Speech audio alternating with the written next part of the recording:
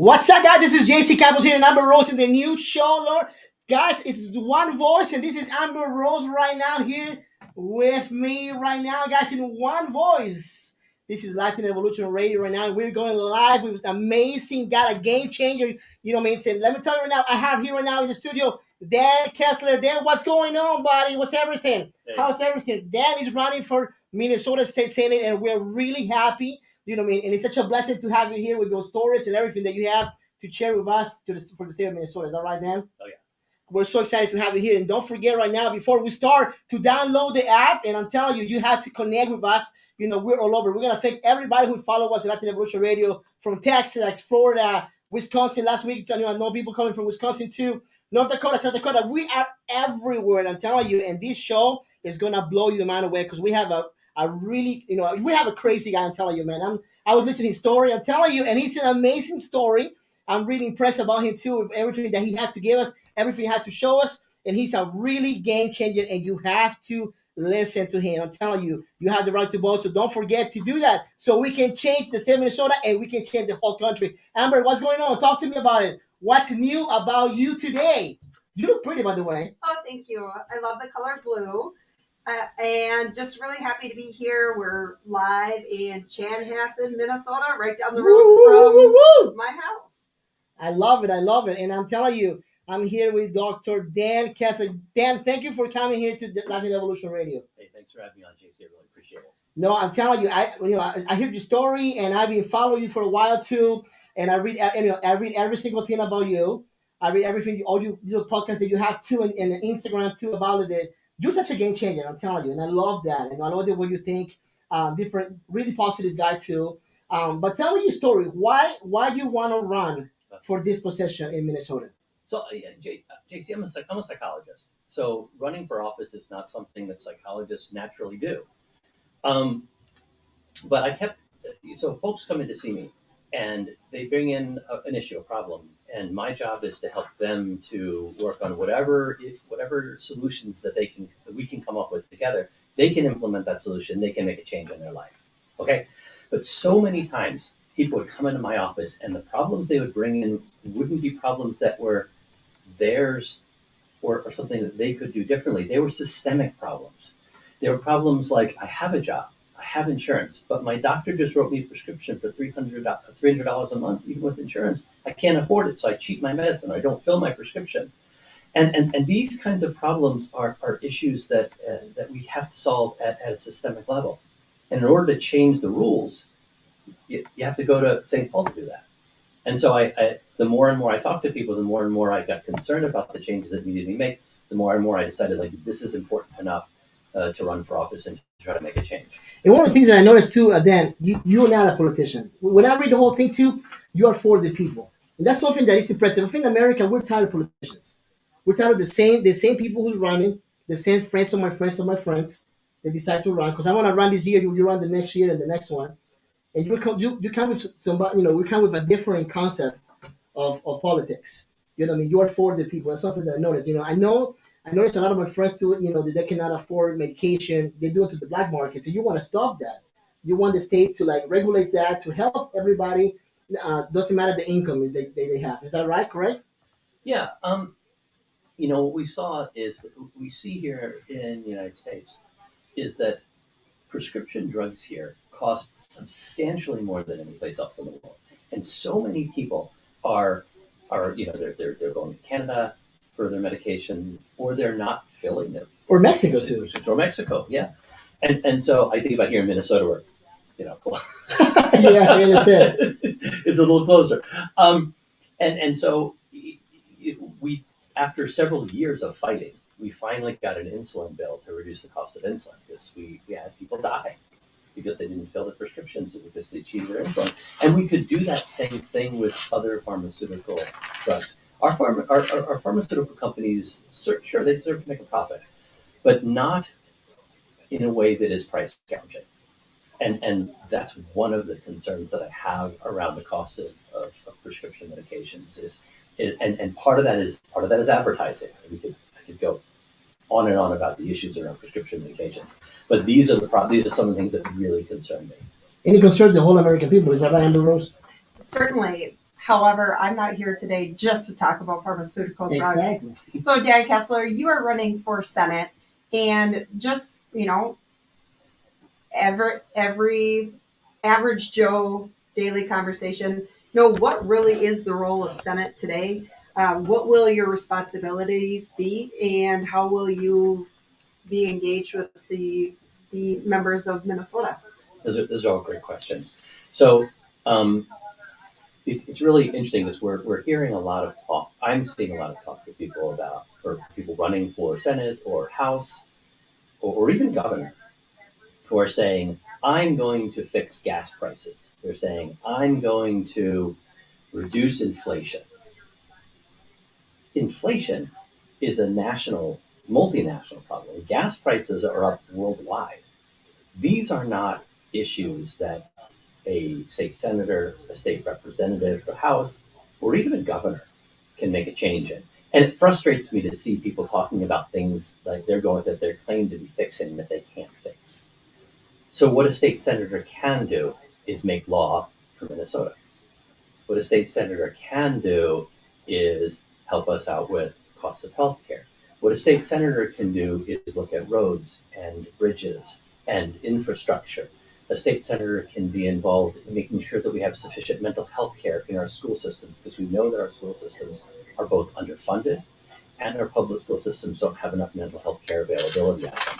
And these are things that a state senator can do. A state senator can work on environmental issues and make sure that we incentivize adoption of technologies and of environmental policies that will help our children to have a good quality of life and our grandchildren have a good quality. So these are things that a state senator can do. Great. Great. Thank you so much.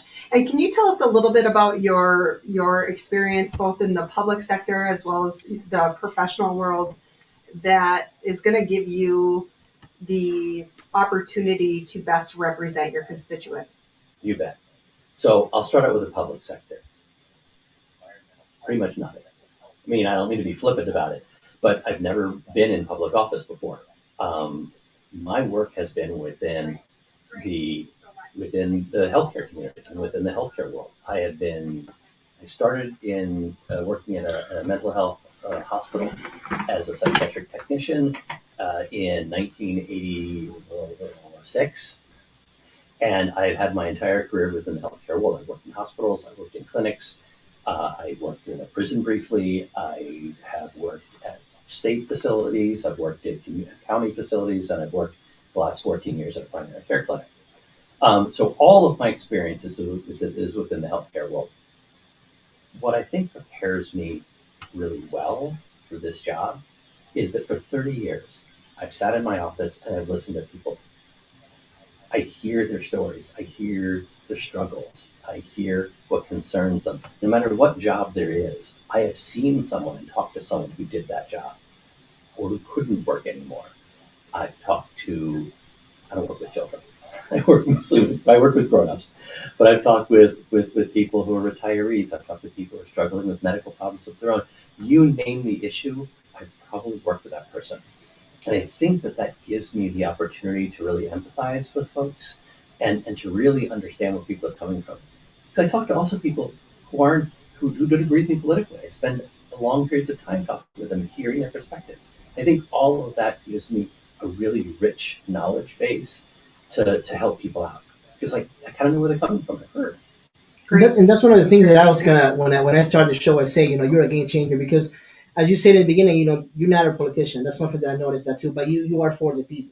So, and I think that's in America. That's what we need. We're a country of a melting pot, when everybody have different needs, different cultures. You're trying to bring together. Because I know your grandparents are not even from here. Is that right? Your parents are from Europe. Is that right? Correct? Yeah. My grandparents all came to this country right around 1906 and 1909. All four of them separately at that time. And they were coming to escape persecution in Eastern Europe. I think about my grandfather. My grandfather came here when he was 11 years old. He had worked as a farmhand for the couple of years before that. If you think about it, he was 11, he already worked several years as a farmhand. He never learned to read or write in English. And he got a job at a factory. He eventually worked in Detroit building cars, sent money home. He had 3 kids.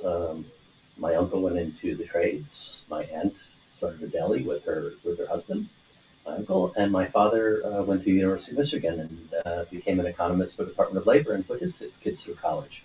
And to me, like this is the American dream. And I'll also say that like when my grandfather came here, there wasn't a lot of friendliness towards the Eastern European immigrant community. They didn't speak English. Many of them, they weren't always well educated, and there was a lot of anti-immigration sentiment then, and and quota systems that tried to keep down the number of people coming into this country. This is what builds our country. This is what built America. Is wave after wave of immigration, and the each adding to the fabric of America.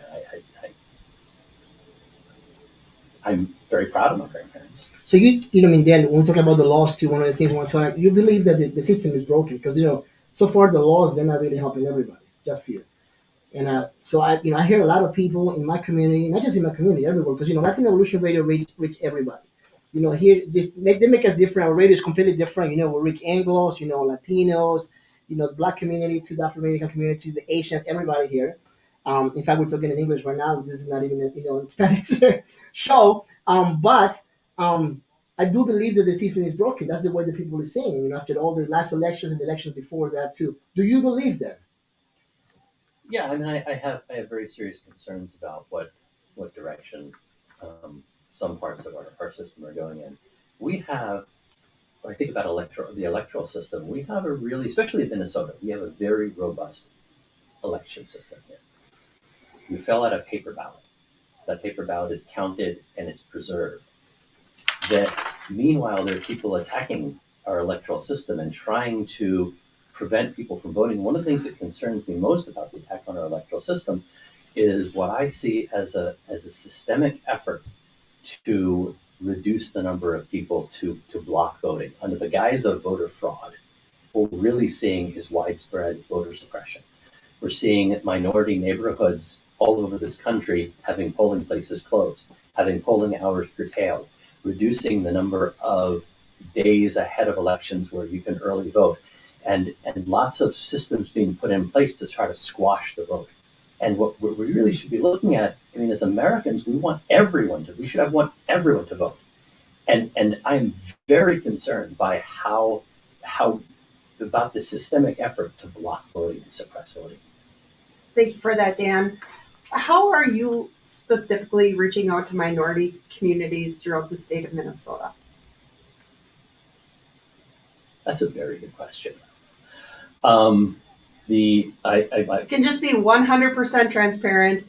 I'm a female minority. JC Campos from St. Cloud right now, yeah? Yes, St. Cloud, Minnesota. Fantastic. And you live in Chaska. Yvonne Delgado, part of Latin Evolution TV and radio, was from Chaska previously, now of Waconia. So, there's a lot of minorities in our community, and I think it's very important to consider everybody's voice as you are making laws and being a leader in the political community in the state of Minnesota. So I want our politicians to take that to heart, and I think that we should implement concrete ways to reach out to the minority community so that we can better understand their voice and their concerns and how they're truly being treated, not just what we see on the media. Mm-hmm.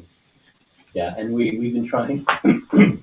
My campaign has been trying to knock every door in Chaska and Chanhassen and Victoria and Waconia, Cologne, Mayor,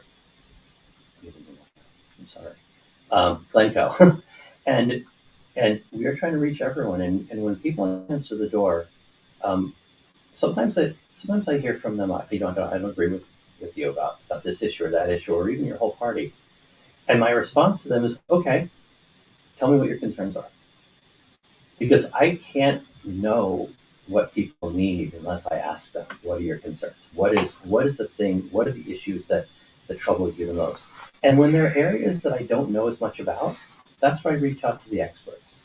That's where I reach out and say, hey, I don't understand the issues of this community or this workplace situation or this, so help me to understand that. So it sounds like you're trying to be a voice in the community And door knocking is an approach that you're actually engaging with the population here in the local community. Can you tell us a little bit about door knocking? I live in Shorewood. There's plenty of politicians stopping by, and we have a very welcoming yard.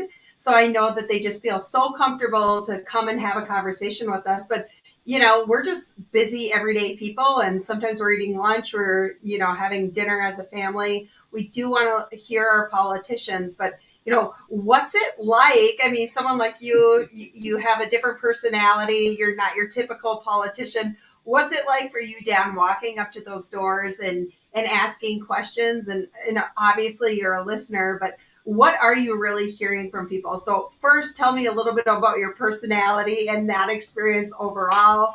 And then what are you truly hearing from some of the folks out there? Yeah, I mean, I've spent, again, 30 years doing therapy, but that's one-on-one, and we have a plan. They're coming in because they want to come in and get help. Door knocking is very different. I am interrupting their lives. I am stopping by while they are having dinner, while they are watching the Vikings game, while they're having an argument with their spouse, while they're dealing with their kids. And sometimes they're very welcome, sometimes they're not. I'll admit it was 500 doors before. I've knocked about 4,000 now. It was 500 doors before I stopped walking up to every door thinking, please don't answer, please don't answer, please don't answer. Because it was just so. We've all been there. It was just so anxiety provoking. But mostly what I'm asking people is I introduce myself and I ask them, what's the issue that's important to you? What's going to drive your vote this fall? What are the things that are concerning you and your family? Because I'm asking for their vote. If I'm asking for their vote, I shouldn't be starting out by telling them what I stand for. I should be starting out by asking them what concerns them. I agree. And what are they saying? Well, they're saying that they want to. They're saying three things most of all. They're saying that they're worried about inflation and gas prices in the economy. They're saying that they're worried about our public schools and that some people are trying to weaken our public schools.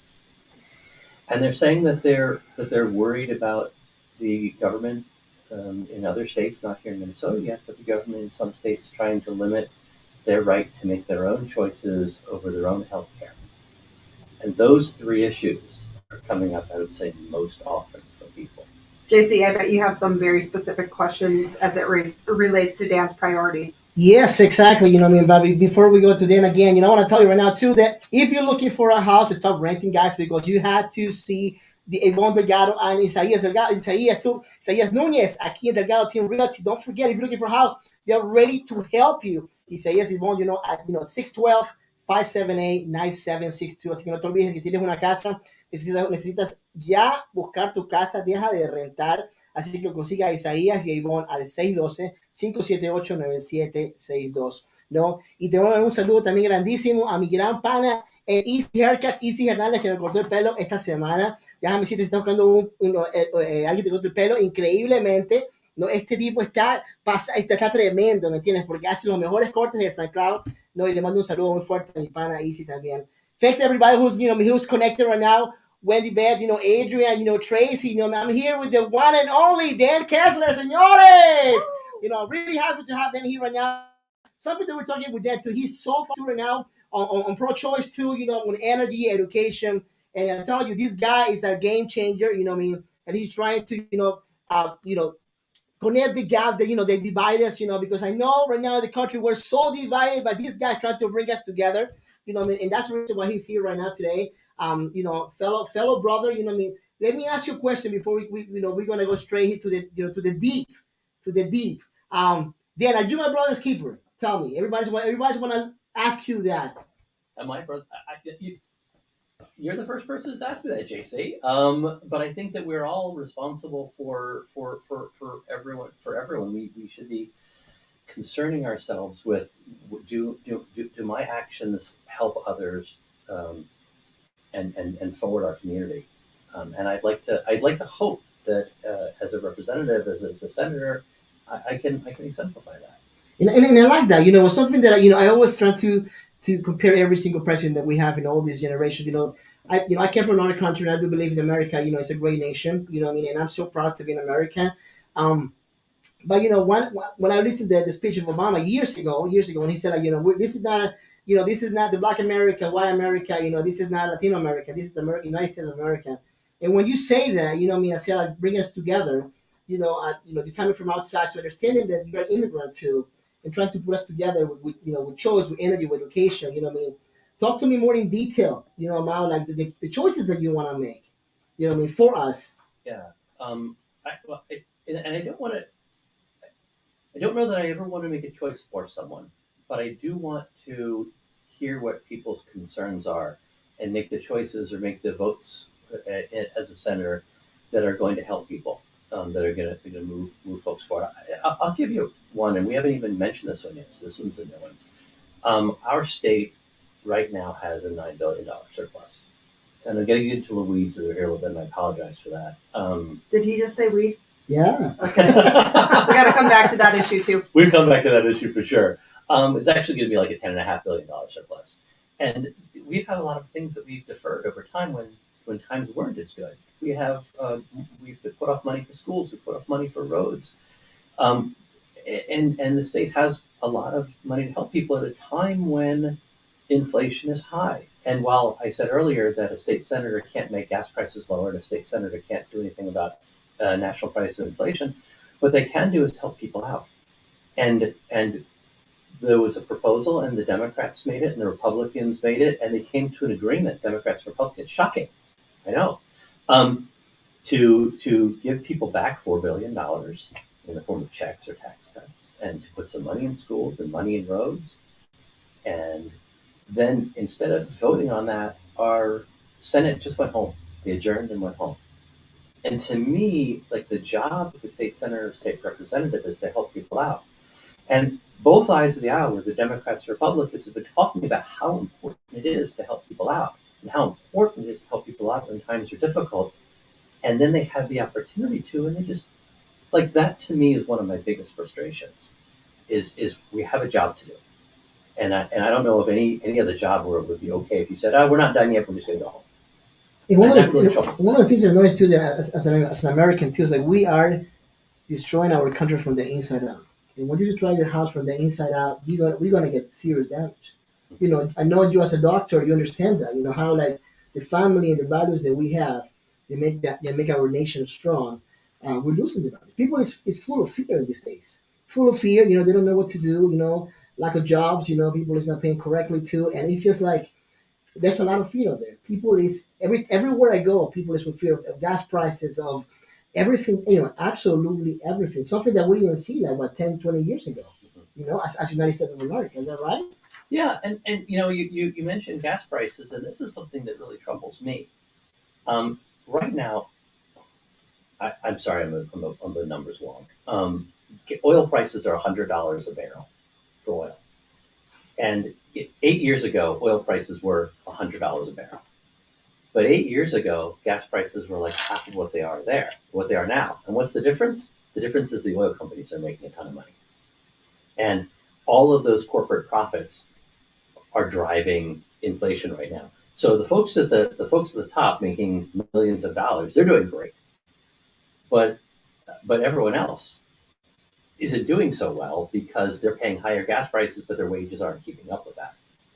And that's a sort of harm to the fabric of our country, when people can't afford to pay their gas bill, can't afford to pay their electric bill, can't afford to cover the grocery bills. And that's not because of the government. That's because of corporations who are finding that they can raise prices right now while not raising wages. And that to me is really troubling, because it's creating a huge income disparity between the folks who are working and the folks who are at that. And when I say at the top, I'm not talking about folks who are working and making a good living. I'm talking about like that fraction at the top where like 4 Americans have as much wealth as the bottom 50%, which is just absolutely harmful to our country. Sure. Well, I would say that we're all very blessed. We're sitting here in a warm space, and thank you, Dan, so much. So as we're talking more about your priorities, where can people find more information about you, about your platform, and how you want to reach out and engage with the community? They can find out more information at my campaign website, It is KesslerForSenate.com, and that's my name, KesslerFor, Senate.com, and that's the best place to find it. We're also on Facebook, and that's /Kessler for Senate, and we got a really cool TikTok, I have to say. My wife like picked up and learned TikTok, so it's Team Kessler 22 at TikTok, and it's just that's actually been one of the more fun things about campaigning is learning how to run TikTok and do that sort of thing. That's been pretty cool. Great. And before we get into more priorities, Dan, tell me about your personal leadership skills and what strengths that you're going to bring to the Senate. Like, what does leadership look like for you, Dan? Not in your current practice, but for being a politician in the state of Minnesota. I think this is like my answer to both the strength question and the often inevitable weakness question, which is that I like to start listening. This is what I do in my job too. I think so often our politicians start with the answer, and the answer is what their political ideology has to say, or what they want to see. What I want to hear from people is like, what's their concern, what's their need, what can help them to resolve the problem, and then working forward to try to figure out how we can implement what's necessary within our system in order to get them what they need. No, I like that. I like the sentence you say stuff like that.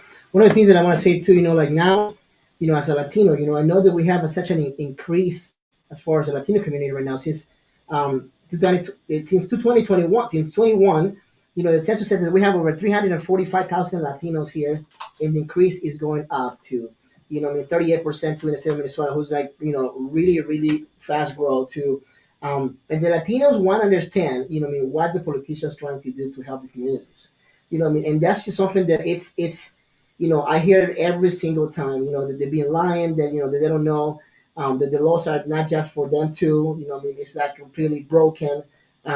So, how are you planning to push this, to connect everybody? That's something that I, as a Latino, want to understand that, because I'm like kind of you, I'm halfway, half of my parents are Jewish, the other are Latinos, so I'm like a mix too. So I know, it's a really big gap right now. And in state of Minnesota, we can see that all the time. When I go to the communities, when I go to the different restaurants, I can hear that. They're tired of the same talk. Like, what exactly you planning to do to make, all our leaders make a change, really bring up something positive to the state of Minnesota? JC, I have a question for you. Yes. Along those lines. How much do you think language plays in some of the division or people's voices not being heard? I would say like 70%. So what can we do you think, as members of our community, but also how we can encourage leaders in our state to better incorporate language and hearing the voice of people that maybe don't share the same language as them? And what responsibility do we have to learn Spanish and have resources available for interpretation so we really know what the Latino community wants and what they need? Well, when you say that, it's a big topic. To be part of every community, you have to understand the community. I see so many companies, in my own experience too, when they're trying to reach a community, they're trying to reach the Latinos, they don't understand the Latinos. To understand the Latinos, you have to get involved to see what they do, what they eat. For example, when I came to America, my dad told me, like, you have to be American. If you think that you're Ecuadorian, you will never be an American. You have to know how many stars there in the flag, the national anthem, who's the president of the United States. So you have to be part of the culture. But in America, it's a melting pot. So if I want to be part of, just and Latinos too, they're not just Mexicans. Everybody say like, well, you're Mexican. No, you can be from Puerto Rico, you can be from Cuba, you can be from Ecuador. So as Americans, sometimes, there's many times when, I walk to the restaurant and say, oh, you Mexican? No, I'm not. And like right now in Latin Evolution Radio, the owners are from Mexico, and there's nothing wrong with that. But if you understand that, we have a gap there, and that comes in education. Education, like Dr. Kessler said, it's all about the school programs and education, how we educate our kids, and it's a lack of infrastructure. When we put our money in something else, instead of education. Our kids in the public schools, they're ready for college and they don't know nothing, absolutely nothing. You have to go to private school to be lucky to have something better. Our programs are destroyed, and it's worse when you go to the Spanish communities and stuff like that, where education is not even better. So we have to be, everything is start from, to fix the gap. Everything is start from, from our politicians. I mean, and stop the talk because they talk too much, and they start working because that's what we get paid. That's what they get paid for. They walk every single election. What I mean, and they knock our doors. Of course, when we're eating, they knock and they bother us. I'm not saying that about Dan, but you know what I mean. But I respect Dan because I know he's a game changer. But and then they forget about the whole thing that they promise, and that's not just in this country; it's everywhere. And we can bring the change, like Obama said, and we can make America great, like Trump says. We can bring both together when we definitely decide to come together as a nation. And I think that's a huge problem that we have. We're not together because everybody is pulling for their own house. I'm red, you're blue, you're yellow, I'm green. And when we divide ourselves, we are destroying our nation from the inside out. And I think that's what candidates like Dan, when he bring the different concepts to our community, it's important to understand everything that we are, that we have needs. Is that right, Dan? Yeah, I mean, earlier in my career, I did mediation, and I did mediated agreements between people who are divorcing and fighting over child custody and child support. So, like, you're not going to get people much further apart in their beliefs about what's right. But what I had to do with those folks is get them connected to the idea that both the parents were heavily invested in their kids doing well. Like, that's what they really cared about. And if I could move them away from what I want and what you want and what is best, and move them towards what's best for our kids, then they often could come to an agreement pretty quickly. Now, I would love to say that one person could do that in legislature. I don't know. Our legislature is so deeply divided. But I also believe, I'm a Democrat. I also believe that when I talk to both Democrats and Republicans, they both want their kids to grow up in safety and security and have good schools and to have success and prosperity for themselves, for their children, for their grandkids. Like, they want the same things, but they have very different perspectives on how to get there. Now, I believe that the perspectives I have are going to take our country and our state in a better place. But I also have to listen to what perspectives they have. And we need to do that across all communities and really listen. I do agree with you, Jay. I think education is the linchpin to everything. My kids go to Chaska. I have two graduates of Chaska High. I have one there now. I have a daughter at Chaska Middle School East. And I really do believe that strengthening that educational system is going to help them to help my kids, everyone's kids, to be in a really better place. So, we started out by Ambrose talking about language learning, and I speak only English, and that not necessarily great. But I was really proud when my now 16-year-old was starting school. As a first grader, Chaska had just put in their Spanish immersion program with academia. And he was in the first cohort of that group. And now he's 16 and he's fluent in Spanish and he has a reasonably good accent. And I'm really proud of that for him. I don't understand what he says, unfortunately. I think what you're seeing is how that can improve the future. Yeah. Is people learning different languages. And I have got to say that, I've traveled outside of the United States and I've tried to prepare learning new languages as I went over to Romania and served. I did a mission trip over there, but it was really, really hard. But just because things are hard doesn't mean that we shouldn't do it. And, we all could be working on something different today. We all have, jobs and families that we need to take care of, but we're taking time to sit and hear issues at hand and voice our opinion and give people a platform. So I applaud you guys for showing up today. And Dan, I really appreciate your strength of listening, because I think that listening is such an important strength in leadership. And just in general, I just purchased a new vehicle. Believe it or not, after 8 years, I hate spending money. Okay, but I do. And so, the number one thing that the salesperson did was really listen to me and help me solve my problem. And at the end of that I had a lot more confidence in my vehicle that's going to get me to work every day, that's going to keep me and my family safe. And so I applaud the strength of listening, and I think that definitely stands out with you and your leadership. Thank you. No, one of the things too, Dan, I want to touch base with this too, like going deeper now. You're pro-choice, you're pro-way too. So let's talk about that. Let's talk about pro-choice. Why pro-choice? So before you give me that answer, what's freedom for you? What's freedom? I understand that. What's the concept of freedom for Dan Kessler? Yeah. So people, this issue of choice does come up often, and what's freedom is the freedom to make the decisions over your own body and over your own health care. And I tell people I was adopted, and I was adopted before Roe v. Wade went into place, which means my birth mother chose to have me and give me up for adoption, and my and so I I have something of a special relationship, I think, with this issue. I also have a place of deep personal faith, and I deeply respect other people's personal faiths. What I'm troubled by is I don't think our government should be involved in making healthcare decisions for anyone, especially not for women. And so what the issue of choice to me is really an issue of the freedom to decide for your own body, especially when we talk about the most, like, I can't think of any more personal decision than reproduction and when to have a child.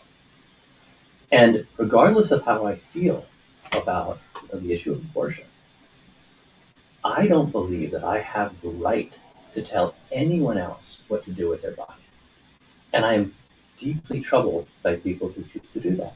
I think I support anyone's personal religious faith, but I also don't believe I have the right to place my religious faith or beliefs on another person any more than a politician does from over at St. Paul. And so to me, that's the core of this issue of choice, is the freedom to make your own decisions about your own body in consultation with your doctor and your faith. And you are too to pro tax marijuana, so we can make it legal. Yeah. Yeah, I mean, I've read the data on marijuana. We've looked at states where they've legalized marijuana, and there are a couple of good reasons to legalize marijuana. One of them is that there's a relative lack of harm from recreational use of marijuana, and it's being used. We can tax it appropriately. We look at other states tax where they put the taxes too high. We create a black market. Where it's too low, they don't bring in enough income. By taxing it at the right level, you can bring in some income to support the state, and also it creates a product that's safe. Right now, if you buy marijuana from a guy, if you've got a guy, you don't know what the guy is having. Maybe you can trust the guy, but maybe you can't. If you go into a legal dispensary, you're getting a product that you know is safe. So we're going to see less harm come to people. And the additional issue is the one we've seen just recently acted upon by President Biden. We have a lot of people in prison for relatively low-level offenses of possession. And we know that when people get possession charges, that minority individuals tend to get more sentences, more arrests, despite the fact that use rates are the same between minority and majority communities. We still see those different disparities in both sentencing and in arrests. So we have an opportunity here to expunge the records of people who are picked up for just minor possession offenses and have them return to their families and return to a community and be contributing members of society. And I think for all of these reasons, legalizing marijuana just makes sense. And I'd like to see that acted upon. And you will use this money exactly for what? So if you get the tax money, where will you put it? Like in the schools, what systems would you put it? I think everybody would like to know where you would like to put the money.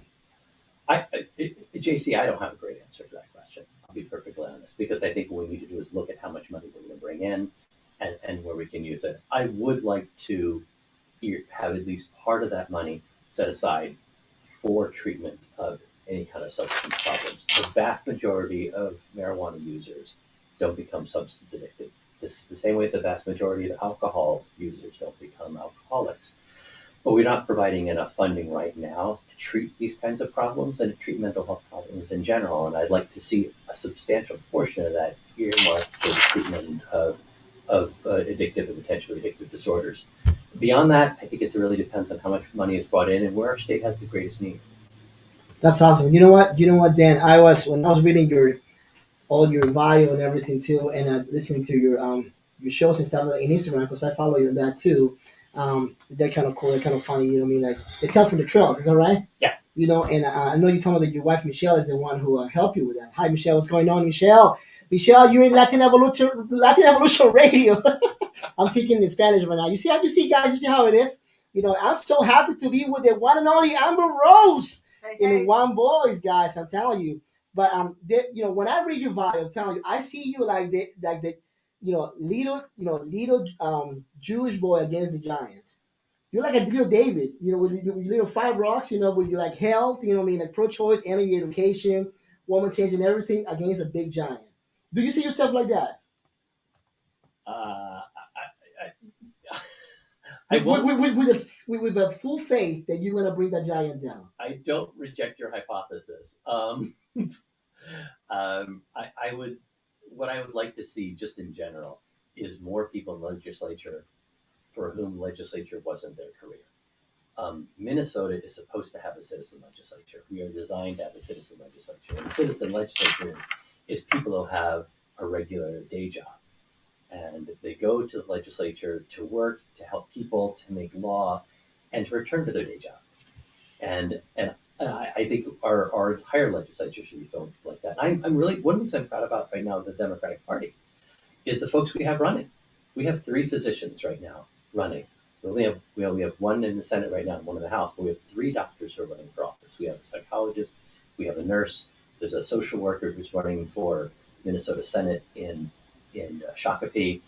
You know, these are the kinds of voices I want to see at the table. Right now, we're making healthcare decisions without healthcare providers at the table. Healthcare is one of the biggest issues in Minnesota. We have exactly 0 psychologists in the state legislature and only 2 physicians.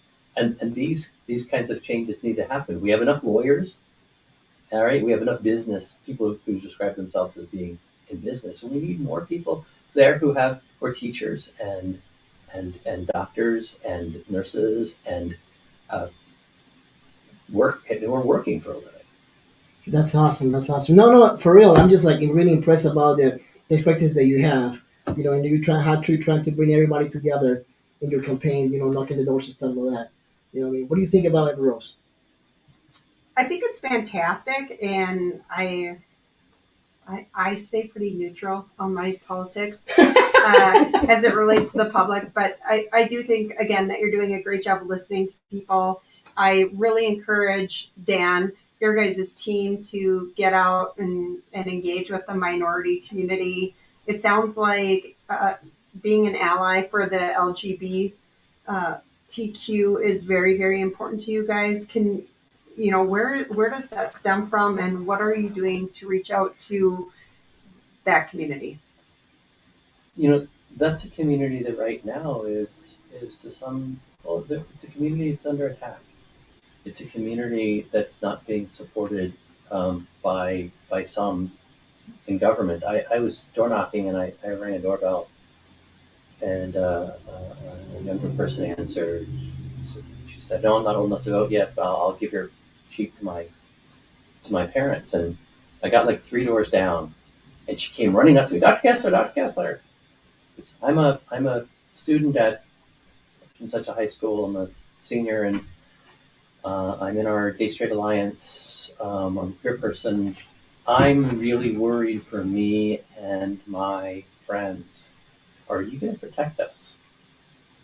Are you going to?